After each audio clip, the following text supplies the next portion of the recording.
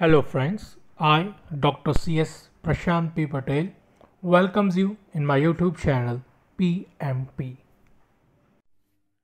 चलिए बेटा तो शुरू करते हैं इंटरेस्ट रेट स्वैप्स।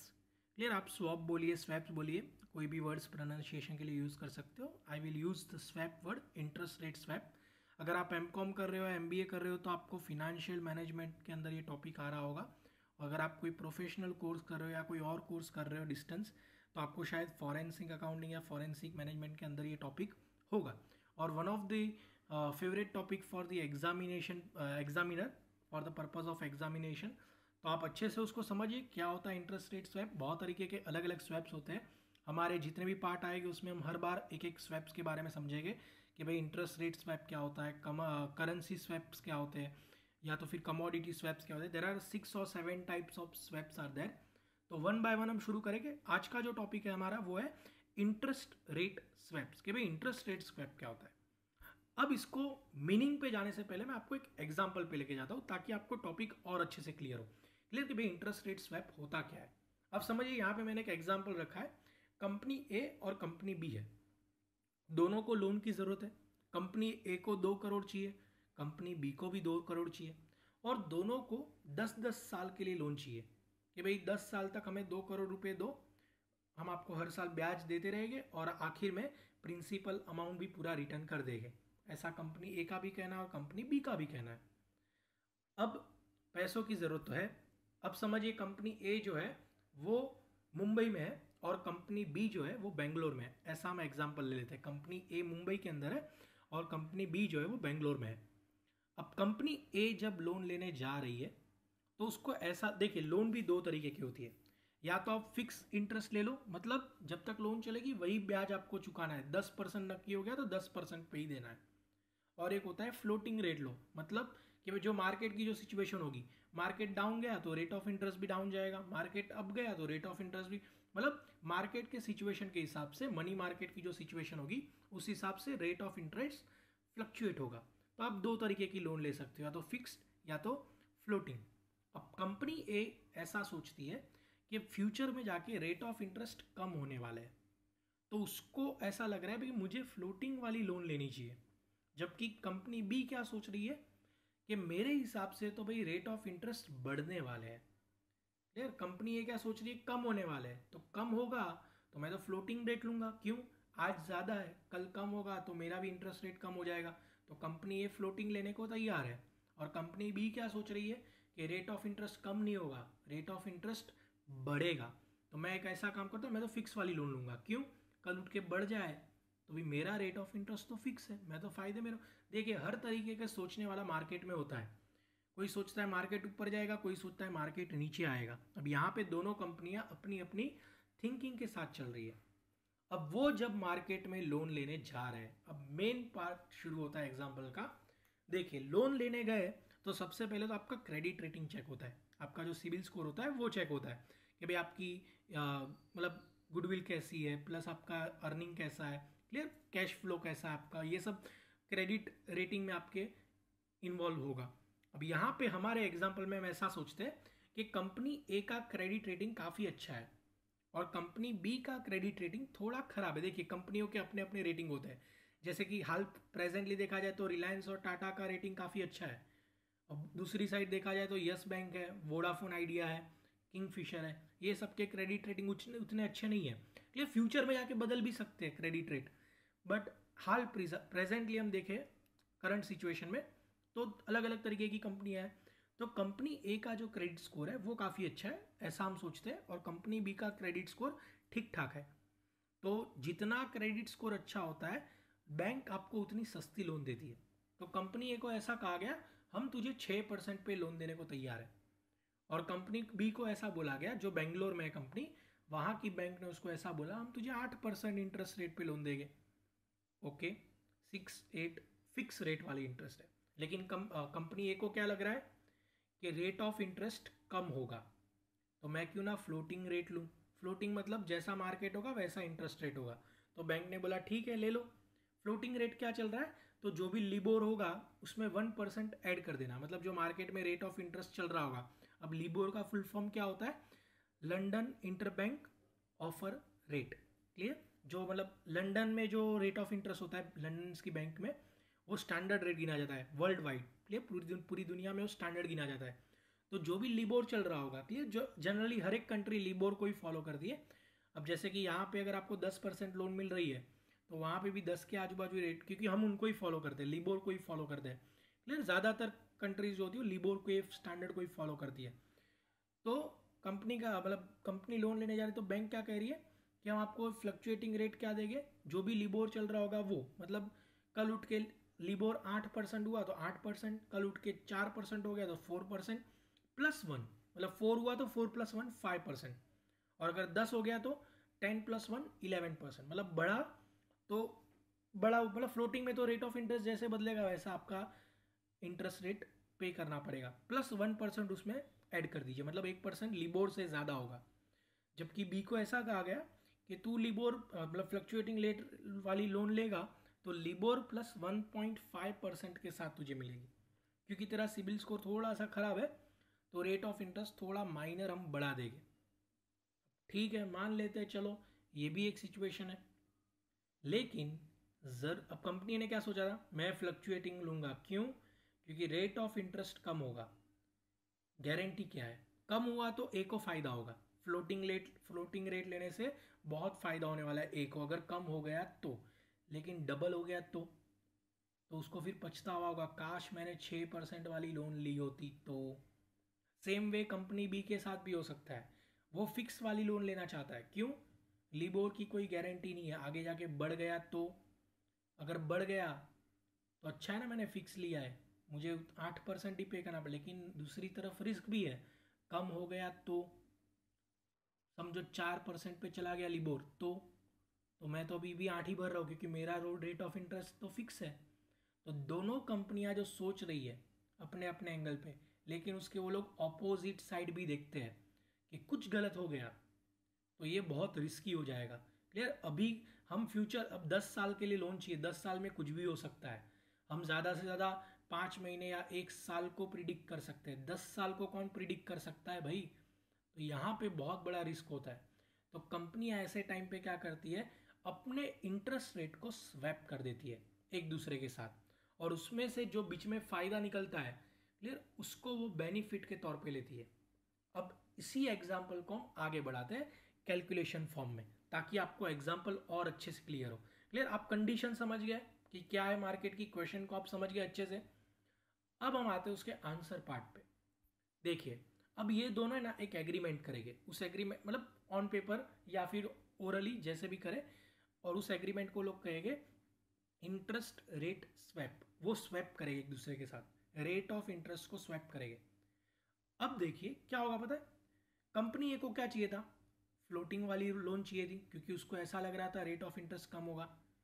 तो कंपनी ए जो है, मतलब बी जो है, वो कंपनी ए को बोलेगी तू फिक्स वाली लोन ले, शांति से 6% वाली लोन तू ले। कंपनी ये वो 6% वाली लोन ले लेगी। ठीक है, अब कंपनी बी को कौन सी लोन लेनी चाहिए, कंपनी बी को ऐसा बोला जाएगा तू फ्लोटिंग वाली लोन ले। ठीक है, मैं फ्लोटिंग वाली लोन लेता हूँ। देखिए, फ्लोटिंग वाला महंगा पड़ेगा उसको। ये लिबोर का जो रेट चल रहा होगा +1.5%, मतलब समझो लिबोर का रेट चल रहा है 10%, 10% +1.5 मतलब 11.5% पे लोन मिलेगी उसको। कोई बात नहीं, मैं लेने को तैयार हूँ, I will take a risk. दोनों ने अपने ऑपोजिट लोन ले ली, मतलब जिसको फ्लोटिंग चाहिए थी वो फिक्स रेट वाली ले रहा है, और जिसको फिक्स चाहिए था वो फ्लोटिंग वाली ले रहा है। ठीक है, चलिए अब देखते हैं फ़ायदा क्या होगा। अब देखिए, आप ऊपर के चार्ट में आप इतना तो समझ गए, ए ने 6% वाली लोन ले ली और बी ने लिबोर +1.5% वाली लोन ले ली। अब ए ने जो लोन ली है 2 करोड़ रुपए की 6% पे, वो पैसा वो दे देगा बी को, और बी जो है वो उसको रिटर्न कब करेगा, होता है 6.25% पे पैसा रिटर्न करेगा।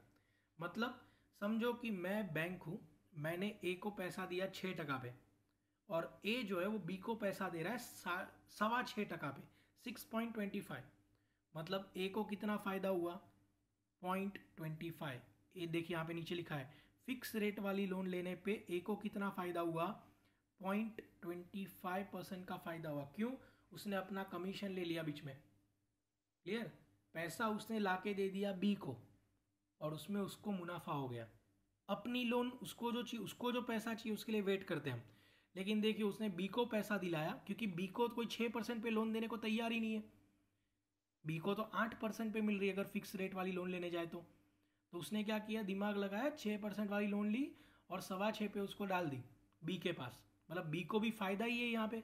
क्यों फायदा है, देखिए बी को क्या फायदा है, उसको 8% लोन इंटरेस्ट देना पड़ता अगर वो फिक्स वाली लोन लेता तो, और अब उसको कितना पे करना पड़ रहा है, 6.25, मतलब 1.75% का उसको फायदा हुआ। क्लियर। देखिए दोनों कंपनियों को फायदा हुआ है। ए को लोन ली और वो लोन पास कर दी बी को, और बी से उसको अच्छा खासा मुनाफा मिल गया। अब 2 करोड़ का 0.25% भी नहीं निकालोगे तो भी काफ़ी अच्छा खासा अमाउंट होता है, और कंपनी के लिए ये फ़ायदा बहुत है। मतलब कंपनी ए ने भी कमाया और कंपनी बी को जो है वो भी, कंपनी बी को भी गेन हुआ। क्लियर। अगर वो खुद लोन लेने जाता तो उसको 8% पे मिलता, और यहाँ पे उसको 6.25 में मिल गया, तो उसके भी तो कितने सारे पैसे बच गए, और बचे हुए पैसे एक तरीके का प्रॉफिट ही होता है। क्लियर। आपके पैसे चले जाते अगर आप डायरेक्ट लोन लेने जाते, तो यहाँ पे दोनों को फायदा हुआ। अब कंपनी बी ने क्या किया, लिबोर प्लस 1.5% वाली लोन ले ली। लिबोर प्लस 1.5% वाली लोन उसने ली और उसने ए को वो पैसा दे दिया। उसने ए को पैसा दे दिया, अपनी लोन ली और ए को पैसा दे दिया, और ए को ऐसा बोला तू मुझे कम इंटरेस्ट दे। देखिए ए ने ज़्यादा चार्ज किया था, लेकिन बी क्या बोल रही है, तू मुझे कम ब्याज दे। कितना कम दे, मैं सामने वाले को भूगा पैसा दे दूंगा, लिबोर प्लस 1.5, तू मुझे सिर्फ लिबोर प्लस 0.5% ही इंटरेस्ट पे कर। बोलो बी लॉस सहन करने को तैयार है ताकि ए को फायदा हो। अब ए को क्या फायदा हुआ, देखो आगे के एग्जाम्पल में, ए अगर फ्लोटिंग वाली लोन लेने जाता तो लिबोर प्लस 1% पे लोन मिल रही थी। अब यहाँ पे क्या हो रहा है, फ्लोटिंग रेट पे लिबोर प्लस 0.5 पे उसको लोन मिल रही है, किसकी पास से, बी के पास से। तो वो क्यों बैंक के पास जाएगा, अगर वो ए जो है वो बी बैंक के पास जाता तो उसको लिबोर प्लस 1% पे करना पड़ता एज पर क्वेश्चन, लेकिन यहाँ से वो बी से पैसा ले रहा है तो लिबोर 0.5% ही उसको रेट ऑफ इंटरेस्ट देना पड़ रहा है, तो उसके 8 आने तो बच गए। मतलब फ्लोटिंग रेट वाली लोन अगर बी लेता है तो ए को क्या फ़ायदा होता है, 0.5% का बेनिफिट होता है। अब सर यहाँ पे बी को तो लॉस हो गया, क्यों, क्योंकि ए से वो 0.5% इंटरेस्ट ही ले रहा है, जबकि सामने उसको 1.5 पे करना है, मतलब उसको 1% का लॉस हुआ बी को। यहाँ पे देखिए -1%। अब ओवरऑल देखा जाए तो देखिए कंपनी ए को तो दोनों एग्जाम्पल में फ़ायदा हो, मतलब टोटल 0.75% का बेनिफिट हो गया, और कंपनी बी को भी 0.75% का बेनिफिट हुआ। क्लियर। और देखिए भले ही रेट ऑफ इंटरेस्ट अप जाए डाउन जाए उनको कोई ज़्यादा फर्क पड़ने वाला नहीं है। क्यों, दोनों ने अपोजिट इंटरेस्ट वाली लोन ली और उसका स्वैप कर दिया, और स्वैप करने के बाद उन्होंने मार्केट सिचुएशन का फ़ायदा उठाया और दोनों को बेनिफिट हुआ 0.75% का। क्लियर। और ये कोई छोटा अमाउंट नहीं है, 2 करोड़ का 0.75% निकाल लीजिए, क्लियर, 2 लाख के आसपास जाता है, तो ये कोई छोटा अमाउंट नहीं है।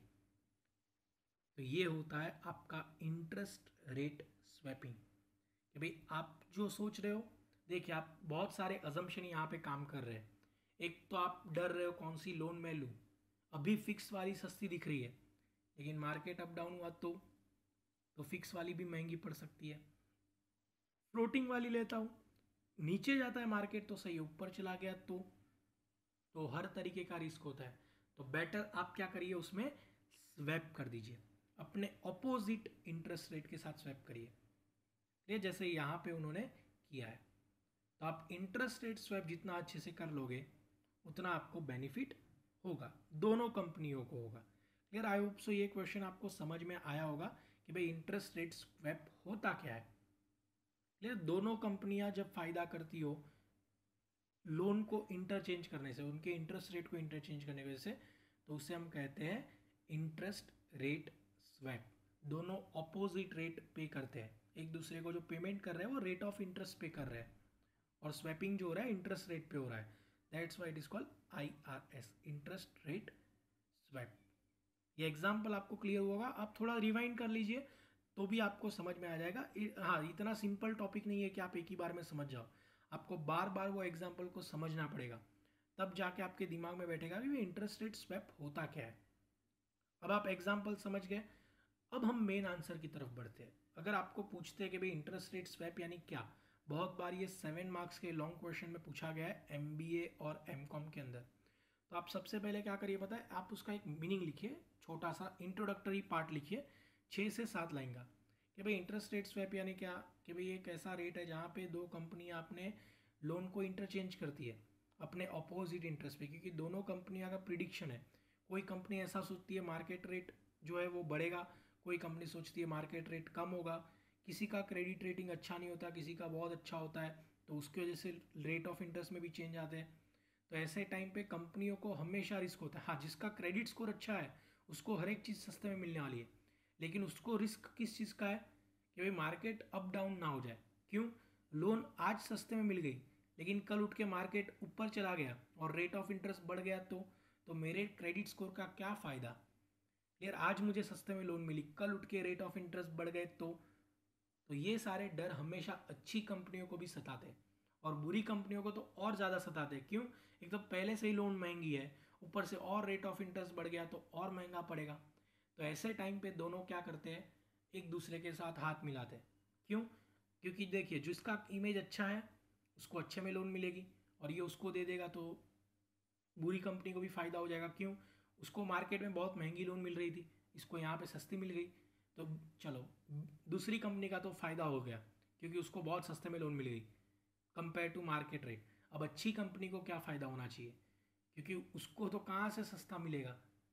क्लियर, जो है वो सस्ता पहले से, अब इससे सस्ता कहाँ से लाए, तो वो कंपनी जो ख़राब है उसको बोलेगी अब तू ज़्यादा लोन ले और मुझे दे पैसा, और यहाँ पे वो लोन ले लेगा मार्केट से दूसरी जो कंपनी है और फर्स्ट कंपनी को पे कर देगा, लेकिन वो रेट बहुत कम होगा। मतलब जो लॉस बेयर करने का आएगा वो दूसरी कंपनी को आएगा, क्योंकि उसने पहले एडवांटेज लिया, अब थोड़ा डिसएडवांटेज भी भुगत ले, क्योंकि दोनों को फ़ायदा होना चाहिए। और अब जाके क्या होगा, दोनों को बेनिफिट होगा और फाइनली इंटरेस्ट रेट जो है वो दोनों के लिए फेवरेबल हो जाएगा। और ऐसे सिचुएशन को हम कहते हैं इंटरेस्ट रेट स्वैप।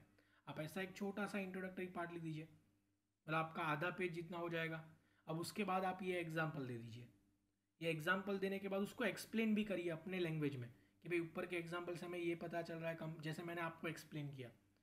यार आप उतना करोगे ना तो आपके आंसर 2 पेज के तो आराम से हो जाएंगे, इंट्रोडक्टरी पार्ट प्लस एग्जाम्पल, मतलब 2 पेज हो गए। 7 मार्क्स क्वेश्चन है तो 3.5-4 पेज तक जाना चाहिए आपको। Clear, approximately.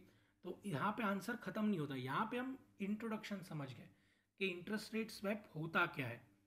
अब हम जाते हैं उसके सेकेंड पार्ट पे, दैट इज अजम्पशंस, कि कुछ चीज़ें ना जब आप इंटरेस्ट रेट स्वैप करते हो तो मार्केट कंडीशन में होना चाहिए।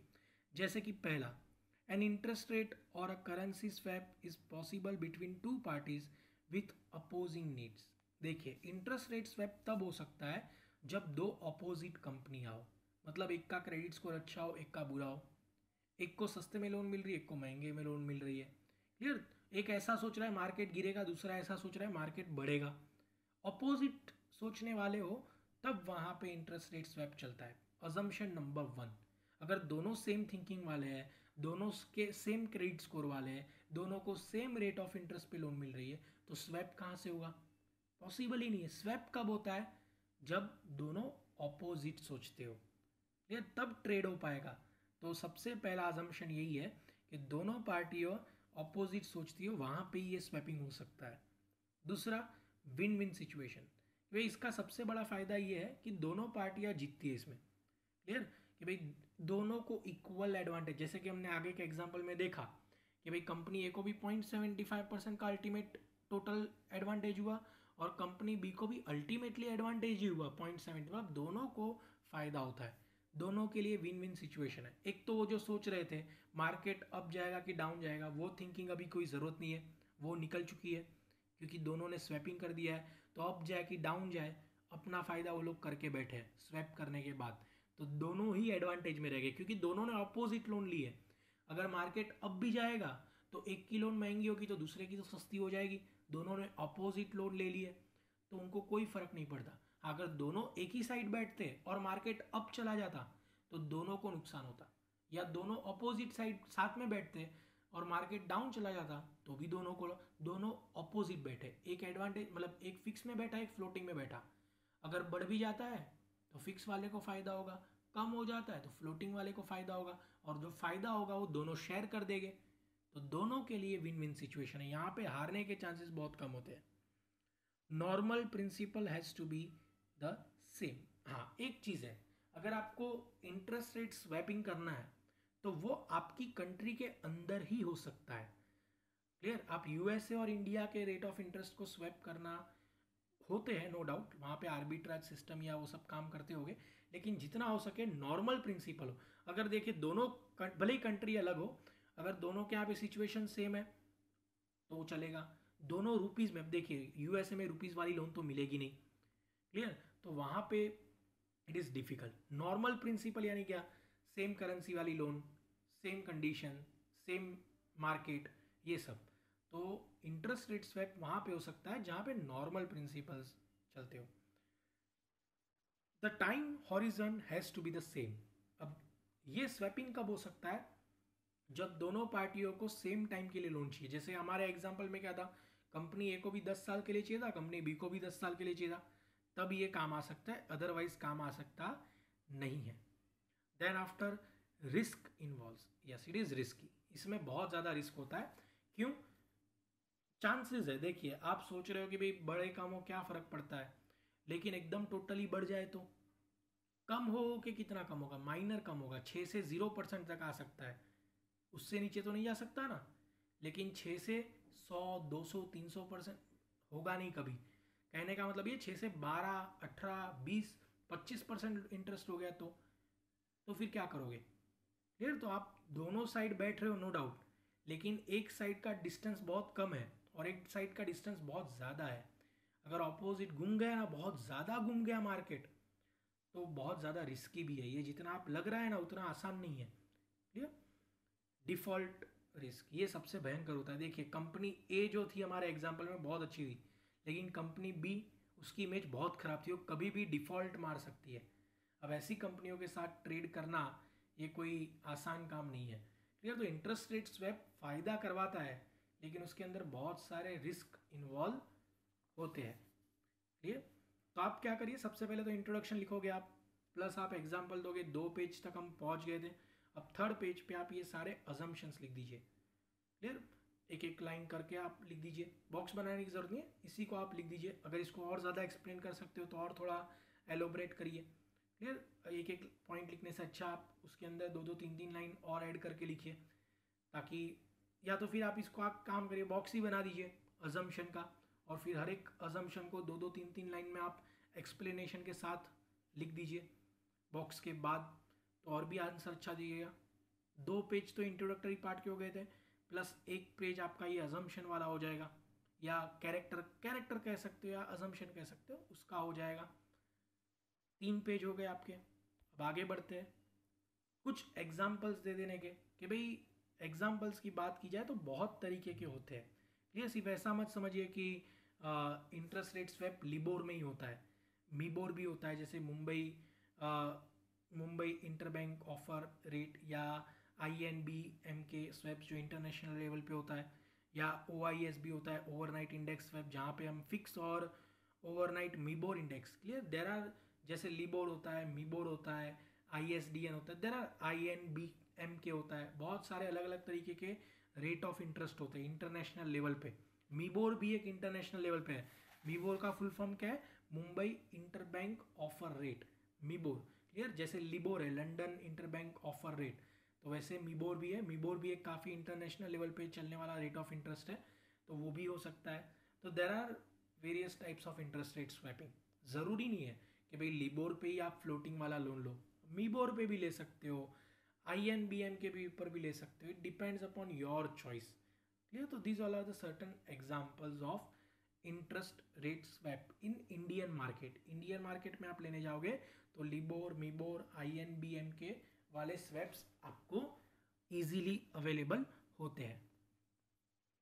अब टाइप्स बात करें तो there are various types of IRS। देखिए वो एग्जाम्पल थे कि भाई आपको जैसा चाहिए, फ्लोटिंग वाला लोन चाहिए वो समझ में तो आ गया, मिबोर चाहिए, लिबोर चाहिए वो भी समझ में आ गया, पर इंटरेस्ट रेट स्वैप भी अलग अलग तरीके के, जैसे यहाँ पे हमने क्या देखा था, एक फिक्स वाला था और एक फ्लोटिंग वाला था, ऑपोजिट वाला, तो वो एक टाइप हो गया। तो हम यहाँ पे देखते हैं बहुत अलग अलग तरीके के टाइप्स के इंटरेस्ट रेट स्वैप होते हैं। जैसा कि पहला प्लेन वेनिला स्वैप्स, भाई ये क्या होता है जो हमने अभी देखा आगे कि भाई एक साइड जो है मतलब एक पार्ट जो है वो फिक्स रेट वाला एक्सचेंज मतलब लोन लेगा और दूसरी साइड जो है वो फ्लोटिंग वाला होगा।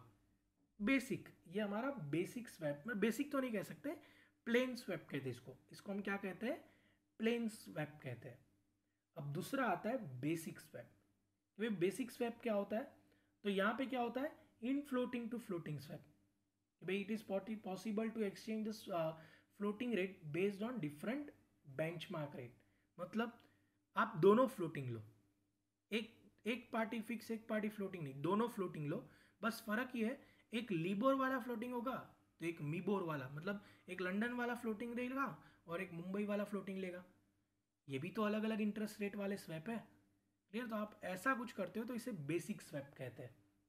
देन आफ्टर अमोर्टाइजिंग स्वैप, कि भाई अमोर्टाइजिंग स्वैप यानी क्या, भाई उसके नाम में ही है कि भाई swap that provide for reduction in national principal amount corresponding to the amortisation of loan. अब देखिए हमारे एग्जाम्पल में क्या था कि भाई हम लोन ले रहे हैं 2 करोड़ की और वो हर साल पैसा रिटर्न करेंगे लेकिन सिर्फ इंटरेस्ट पे करेंगे, और जब 10 साल हो जाएंगे तब वो 2 करोड़ रुपए एंड में हम रिटर्न करेंगे।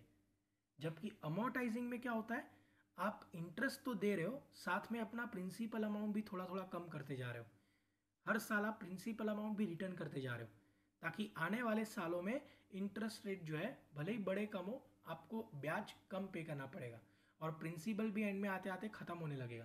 तो आपको एंड में एकदम ज़्यादा प्रेशर ना आए उसके लिए आप अमोर्टाइजिंग स्वैप यूज़ कर सकते हो। उसके बाद होता है स्टेप अप स्वैप। भाई स्टेप अप स्वैप यानी क्या, कि भाई यहाँ पे क्या होता है, ये अमोर्टाइजिंग जैसा ही आप उसका टोटल ऑपोजिट, ये जो अमोर्टाइजिंग में कैसा था, आप टुकड़े टुकड़े में प्रिंसिपल भी रिटर्न कर रहे हो, जबकि यहाँ पे क्या है, यहाँ पे ऐसा कहा जाता है ये लोन कंटिन्यू लोन होती है, मतलब 2-2 करोड़ की लोन ले ली, इंटरेस्ट रेट पे किए जा रहे हो आप रेगुलरली, दोनों कंपनियां दिए जा रही है। अब अचानक से दोनों कंपनियों को पैसों की ज़रूरत पड़ी तो वो और ज़्यादा लोन ले गए और उसी कॉन्ट्रैक्ट के अंदर चलते रह गए, दोनों सेम फिर से वही टाइप की लोन ले गए, मतलब पहले का तो चल ही रहा है प्लस और जोड़ दो, तो इसे कहते हैं स्टेप अप स्वैप। इसके नाम में ही है, थोड़ा और अपर साइड मूव हो जाएगा, मतलब प्रिंसिपल अमाउंट और बढ़ जाएगा आपका, क्लियर। हालांकि फ़ायदा भी होगा आगे जाके दोनों कंपनियों को, लेकिन अभी बर्डन बढ़ जाएगा आपके ऊपर, तो उसे कहते हैं स्टेप अप स्वैप।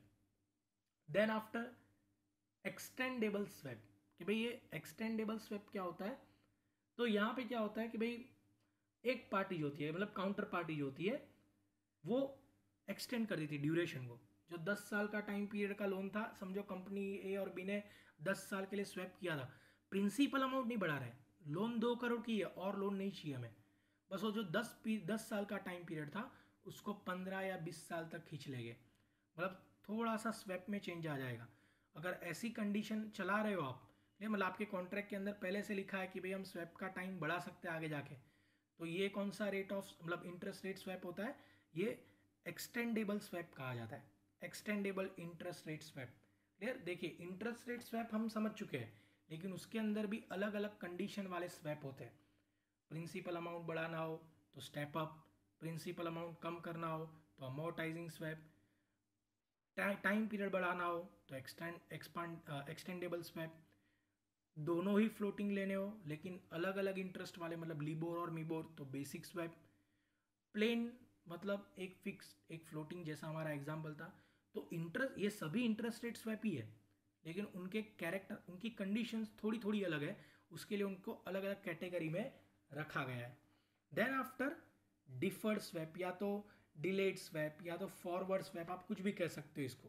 ये भाई यहाँ पे क्या होता है, दोनों पार्टियाँ जो होती है वो एग्री करती है कि भाई स्वैप जो है वो इफेक्टिव बनेगा फ्यूचर डेट में।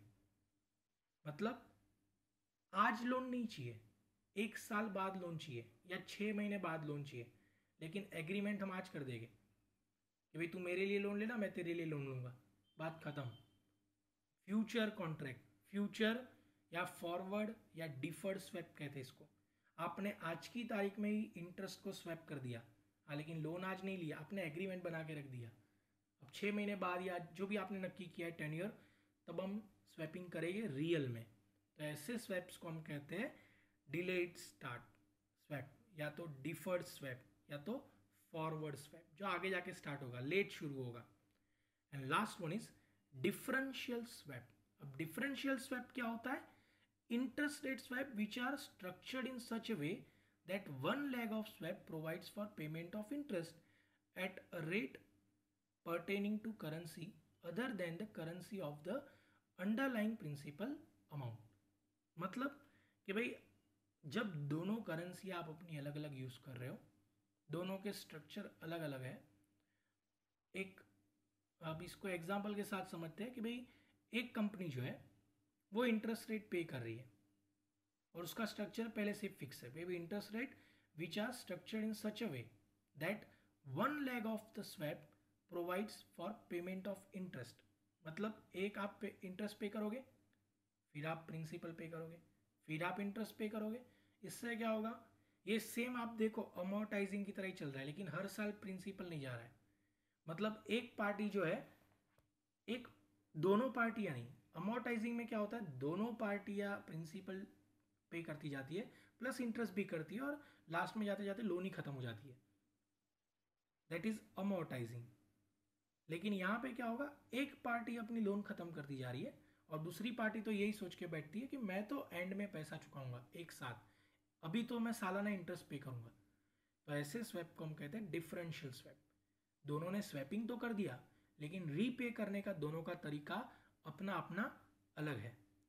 तो ये देखिए, है सारे इंटरेस्ट रेट स्वैप, लेकिन अपने अपने कैरेक्टर उनके अलग है, तो वो अलग अलग नाम से जाने जाते हैं। इसलिए आपको बहुत बार ये क्वेश्चन अलग से पूछा गया है शॉर्ट नोट के अंदर कि भाई types of interest rate swap, not types of swap. Types of swap बहुत अलग है, उसमें तो बड़े बड़े स्वैप आ जाते हैं, जैसे इंटरेस्ट रेट स्वैप एक टाइप है, करेंसी स्वैप एक टाइप है, कमोडिटी स्वैप एक टाइप है। लेकिन इंटर रेट स्वैप में भी सब टाइप्स है। क्लियर? तो इंटरेस्ट रेट ये आपको अलग से 4 मार्क में शॉर्ट क्वेश्चन में पूछ सकते हैं। तो अगर ऐसा 4 मार्क में अलग से आता है तो आप आंसर कैसे लिखोगे, सबसे पहले तो इंटरेस्ट रेट स्वैप का एक इंट्रोडक्टरी पार्ट लिख दीजिए, फिर एक एग्जाम्पल दे दीजिए जैसे हमने आगे समझा वैसा ही सेम, एक मतलब 2 पेज आपके हो गए। फिर बॉक्स बना के सारे टाइप लिख दीजिए कि भाई interest rate swap total 7 types के होते हैं, और फिर सभी के बारे में 3-3 4-4 लाइन लिख दीजिए। तो आराम से आपका आंसर 3.5-4 पेज का हो जाएगा। ये अलग से आ सकता है। और अगर सीधा पूछ ले आपको कि इंटरेस्ट रेट स्वैप अपनी लैंग्वेज में जो लिखना है लिखिए, तो आपको क्या करना है, सबसे पहले तो आपको ये करना है, इंट्रोडक्टरी पार्ट लिखना है, थोड़ा सा इंट्रोडक्शन लिखना है, फिर आप एक एग्जांपल दे दीजिए, मतलब आपका 2 पेज हो गया। फिर आप बॉक्स बना के उसके कैरेक्टर या अजम्पशंस लिख दीजिए और उसको फिर थोड़ा थोड़ा एक्सप्लेन करिए, 3 पेज हो गए आपके। फिर ये एक एग्जांपल दे दीजिए, छोटा सा 2 लाइन का ही है कि भाई मीबोर भी होता है, INBM के भी होता है। फिर ये एग्जांपल है, मतलब 3 पेज में हो जाएगा ये। 3 पेज में एंड में आप लिख दीजिए 3rd पेज के।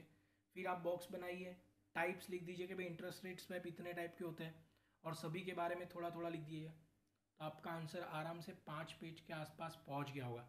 नो डाउट इतना बड़ा क्वेश्चन आपको 14 मार्क्स में आएगा अगर आप MBA या MCOM में हो तो, लेकिन स्टिल 7 मार्क्स में आता है। तो आप फिर क्या करिए, आंसर पूरा लिखिए लेकिन उसके अंदर का कंटेंट थोड़ा थोड़ा छोटा कर दीजिए। क्लियर? ताकि आपका आंसर 5 पेज तक तो एटलीस्ट ख़त्म हो जाए, उससे ज़्यादा नहीं जाना चाहिए। और नो डाउट ज़्यादा है तो बहुत अच्छी बात है, लेकिन आपका टाइम मैनेजमेंट भी इफ़ेक्टिव होना चाहिए।